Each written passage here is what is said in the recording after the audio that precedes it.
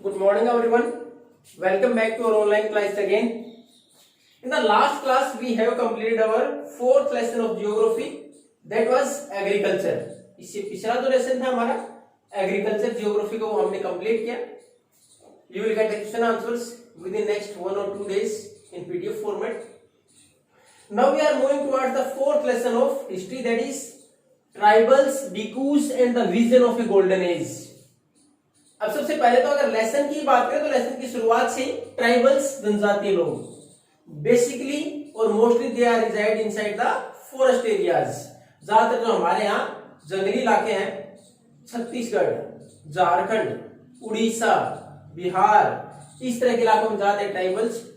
उसके बाद dikus, it is the word use for the outsiders, यानी हमारे यहाँ कोई दूसरा बाहर से आए उसके लिए वर्ड इस्तेमाल करते हैं डिकूज. उसी प्रकार ट्राइबल्स जो थे उन्होंने डिकूज वर्ड किसके लिए, जो कि बाहर से आए उनके ऊपर शासन करना शुरू कर दिया, उनके रिसोर्सेज को कंट्रोल करना शुरू कर दिया. और कौन? ब्रिटिशर्स. उसके लिए वर्ड इस्तेमाल किया dikus, outsiders. And the vision of a golden age.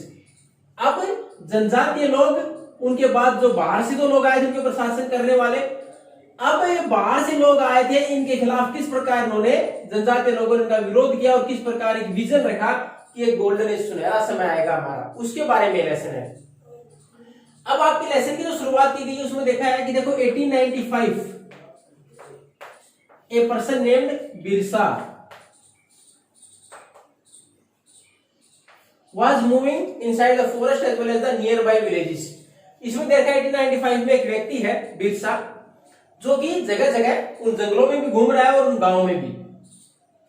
अब उसमें एक चीज ये दे रखी थी, वहां के लोग क्या मानते थे, he has miraculous powers. उसके पास बहुत सारी जादुई ताकतें हैं. he can cure any disease, किसी प्रकार की बीमारी का इलाज कर सकता है.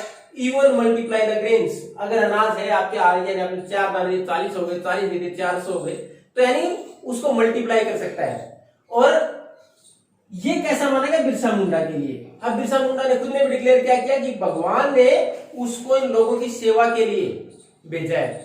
यानी ये जो बिरसा था, बिरसा मुंडा जनजाति से था, इसलिए बिरसा मुंडा 1895 में जब उस जगह पर विजिट करता है, और ये जगह कहां की, ज्यादा इलाका ये छोटा नागपुर प्लेटू में झारखंड का जो इलाका लगता है उसके अंदर. तो झारखंड का जो इलाका है, और आपने देखा होगा जब पहली बार बीजेपी ने वहां सरकार बनाई तो इसी मुंडा जनजाति के व्यक्ति को, क्योंकि जनजाति इलाका ज्यादा है, मुख्यमंत्री बनाया कौन, अर्जुन मुंडा. तो हमारे अभी जनजातीय मिनिस्टर है, वो मंत्री है केंद्र सरकार में, अर्जुन मुंडा, जो कि पहले मुख्यमंत्री रहे हैं यहाँ के. तो मुंडा जनजाति से था ये. अब इसके अंदर ये माना था, इसके अंदर बहुत सारी जादुई ताकतें थी, इलाज भी कर सकता था लोगों का, यहां तक कि वो मल्टीप्लाई ग्रेन्स, अनाज को बढ़ा भी सकता था. अब उसने खुद भी डिक्लेयर किया कि भगवान ने लोगों की सेवा के लिए, सुरक्षा के लिए भेजा है उसको. इस प्रकार उसके बहुत सारे फॉलोअर्स बने, बहुत सारे फॉलोअर्स के समर्थक, उसको मानने वाले लोग. अब वो कहां का था, बेसिकली तो मुंडा जनजाति से था, मुंडा जनजाति में उसका जन्म हुआ था. लेकिन उसके साथ साथ जो सांथाल्स, वहां दूसरी जनजातियां थी, यानी वो खुद तो किससे था, मुंडा, ये ट्राइब है, वहां की जनजाति है. उसके साथ साथ और जो जनजातियां थी वहां, जैसे सांताल्स, और एक और है ओरोन्स. इस जनजाति के लोग भी बिरसा मुंडा के फॉलोअर बने. क्यों बने? अब इसमें देखो एक चीज कॉमन क्या थी, ये सारे परेशान किससे थे, द डिकूज आउटसाइडर, आउटसाइडर कौन, ब्रिटिशर्स. जो ब्रिटिशर्स थे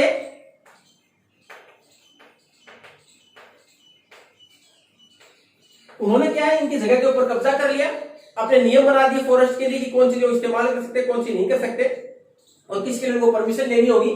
तो इन सब के ऊपर इन्होंने शासन किया, इनको अपना स्लेव बना लिया, एक तरह से दास बना लिया, बंदी बना लिया. इस वजह सारे परेशान. धीरे धीरे बिरसा मुंडा ने जब ये माना कि उनकी सेवा के लिए वो आया है, और उसने जिस प्रकार इनिशिएट किया, शुरुआत की, ब्रिटिश के खिलाफ विरोध की, तो सब इसके समर्थक बनने शुरू हो गए.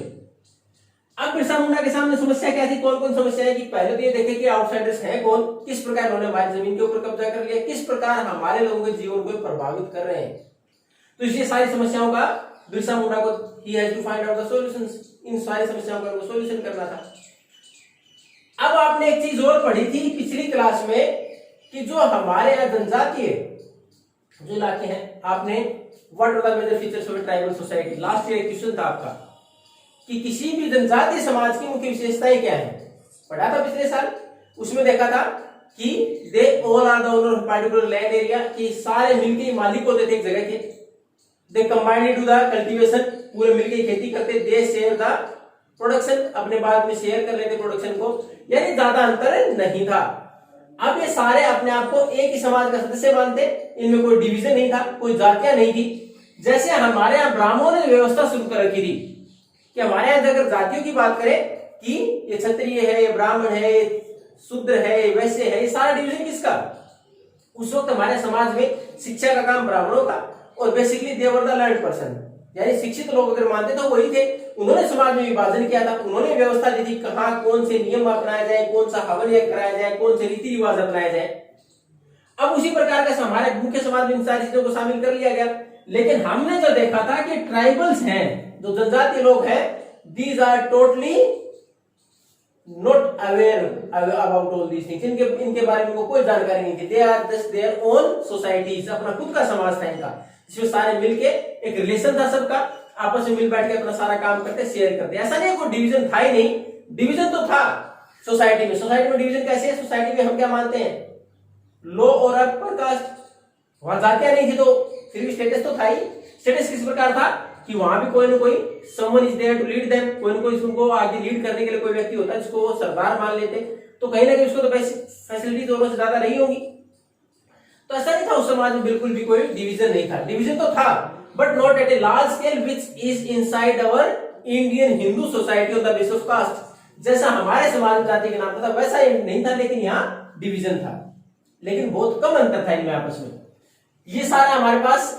अब उसके बाद क्या कुछ प्रयास किए गए जनजातीय लोगों के द्वारा अपनी स्थिति को सुधारने के लिए, किस प्रकार उन्होंने ब्रिटिशर्स का विरोध किया, इन सारी चीजों के we are going to continue the next class. इसमें हम केवल जस्ट एज इंट्रोडक्टरी पार्ट हमने केवल इंट्रोड्यूस किया कि जनजातीय लोग डिक्यूज फॉरनर, या जो हमारे बाहर से आउटसाइडर्स के लिए इस्तेमाल किया गया।